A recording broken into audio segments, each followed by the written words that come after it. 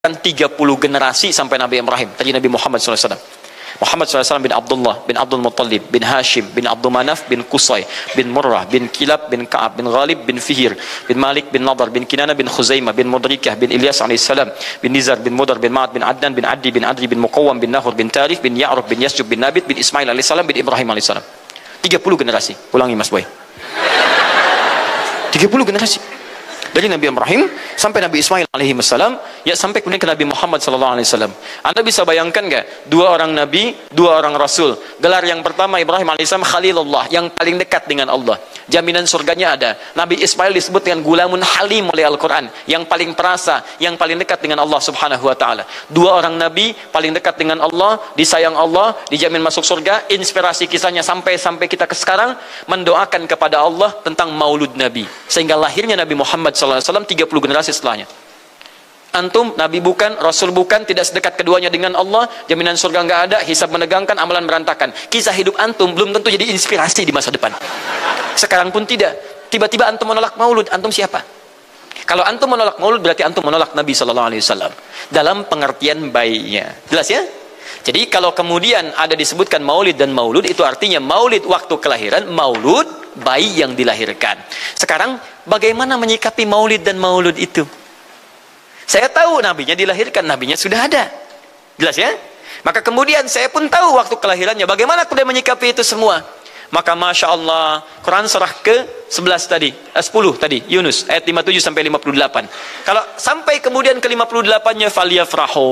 Gembira antum. Gembira, bahagia, silahkan.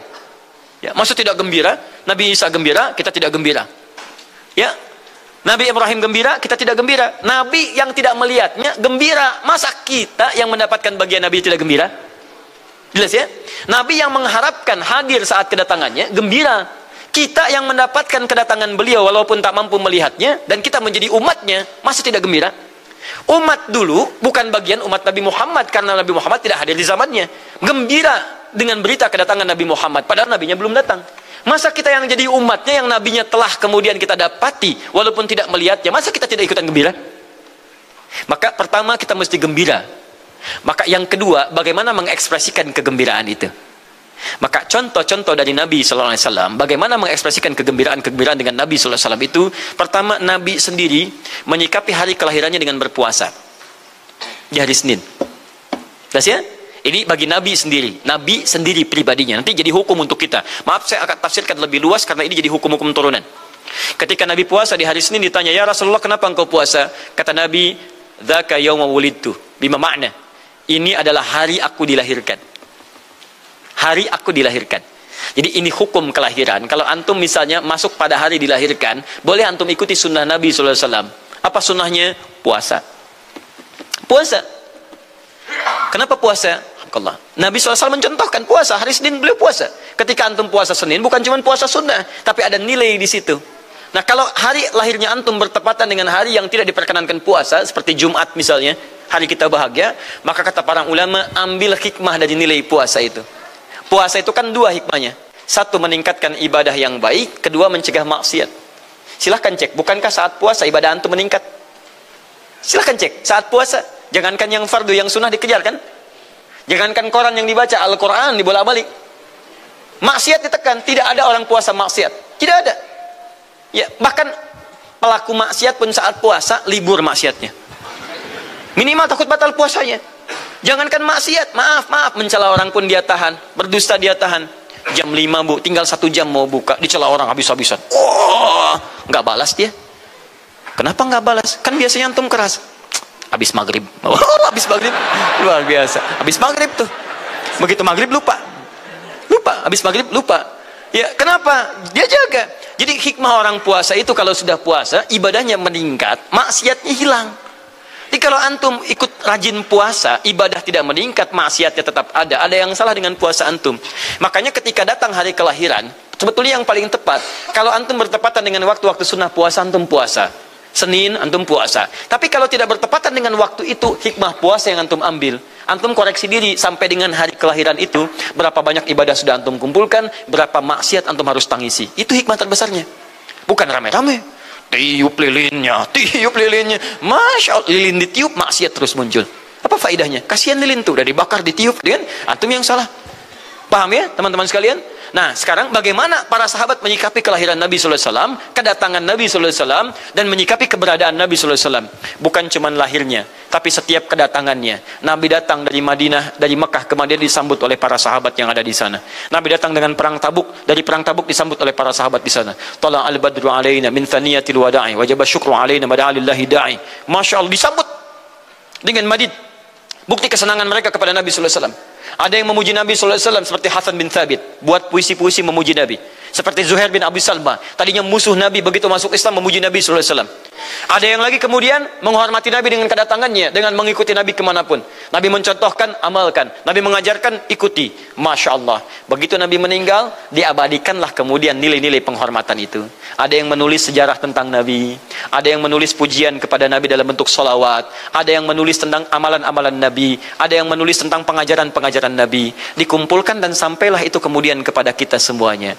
Dan itulah cara terbaik menyikapi tentang maulud dan maulid. Apa cara terbaiknya? Keluarkan ayat-ayat Qur'annya. 1. Quran surah ke-33 ayat 21-nya. Laqad kana lakum fi Rasulillahi uswatun hasanah.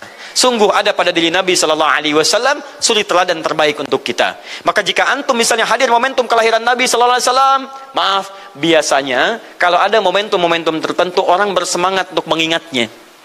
Silahkan cek. Hari pahlawan, ingat para pahlawan. Hari pahlawan berakhir, tidak ingat lagi. Hari kemerdekaan, ingat sampai pinang dipanjat-panjat. Ya, begitu dipanjat, kenapa panjat pinang? Masya Allah, menghormati pahlawan. Apalagi pahlawan sampai naik panjat pinang. Luar biasa. Ada yang tarik tambang, ya, menghadirkan energi para pahlawan. Antum bisa bayangkan, momentumnya ada. Begitu hilang itu semua, tiba-tiba hilang lagi kemudian ingatan kita. Artinya, selalu ada momentum untuk mengajak kita mengingat sesuatu. Begitu Ramadan, ingat lagi amalan. Hilang Ramadan, hilang lagi kemudian amalan. Nah, jadi apa yang terbaik dihadirkan? Ketika ada momentum itu, maka para ulama kemudian mencoba untuk menampilkan nilai-nilai tadi untuk mengembalikan kita pada tuntunan Nabi sallallahu alaihi wasallam. Maka ditulislah kemudian sirah-sirah Nabi, disampaikan untuk mengenalkan Nabi Muhammad sallallahu alaihi wasallam. Mumpung mereka ingat, disampaikanlah pengajaran-pengajaran tentang Nabi. Disampaikan ada pujian-pujian salawat kepada Nabi. Kalau yang dimaksudkan tentang nilai-nilai ini, maka dari dulu sudah ada. Sudah ada. Dan yang sudah ada ini tidak dibatasi dengan waktu. Bukan muncul Rabiul Awal saja. Rabiul Awal ke Safar, datang lagi itu. Safar sebelumnya Safar, Rabiul Awal, kemudian ke Rabiul Akhir, muncul itu. Ke Jumada, muncul itu. Jadi maulid itu tidak dibatasi dengan waktu. Setiap waktu itu maulid. Maulud tidak dibatasi dengan waktu. Setiap waktu itu maulud. Tapi kalau ada momentum bersamaan dengan waktu kelahirannya, kemudian kita hidupkan untuk mengenal kepada Nabi, dalam bentuk yang tadi disunahkan dalam Al-Quran dan Sunnah, itu tidak ada masalah. Yang ada masalah itu adalah ketika menghadirkan hal-hal yang bertentangan dengan Al-Quran dan Sunnah Nabi Sallallahu Alaihi Wasallam. Misal, maaf, dulu orang sudah terbiasa mengkaji tentang Nabi, menyampaikan risalah Nabi. Kemudian diisi misalnya, maaf, dengan hal-hal yang bertentangan dengan keadaan-keadaan Nabi. Misal, saya ingin mengajarkan tentang Nabi, tapi ketika mengajarkan tiba-tiba mengatakan pada saat ini Nabi pun datang bergabung bersama kita. Itu yang tidak kita sepakati. Jelas ya? Misal yang kedua, antum nih, mohon maaf, kerja di instansi, bertepatan dengan Maulid Nabi, kita adakan peringatan. Padahal antum cuma ingin mengeluarkan anggaran saja dari situ. Itu bid'ah. Bid'ah. Mengeluarkan anggaran, sekedar hanya ingin dapat anggaran untuk dalam momentum Maulid Nabi, itu yang bid'ah. Maulid bukan makan-makan. Jadi kalau antum mengadakan Maulid Nabi hanya sekedar untuk makan-makan, itu yang bid'ah. Tapi kalau antum ingin belajar menghadirkan momentum itu untuk mengisi ta'lim, sama aja dengan ta'lim kita sekarang. Apakah ada hadis Nabi mengatakan ta'lim khusus di hari Ahad jam 8 pagi sampai jam 10? Tidak ada. Jadi ta'lim kita bid'ah ini. Jadi kalau antum pahami setiap yang tidak ada contohnya itu bid'ah, Masya Allah, maka akan ada banyak bid'ah dalam kehidupan. Mushaf itu bid'ah, karena nggak ada contohnya zaman Nabi Sallallahu Alaihi Wasallam. Antum dari ujung kepala sampai ujung kaki itu bid'ah, karena antum tidak ada di zaman Nabi Sallallahu Alaihi Wasallam. Ya.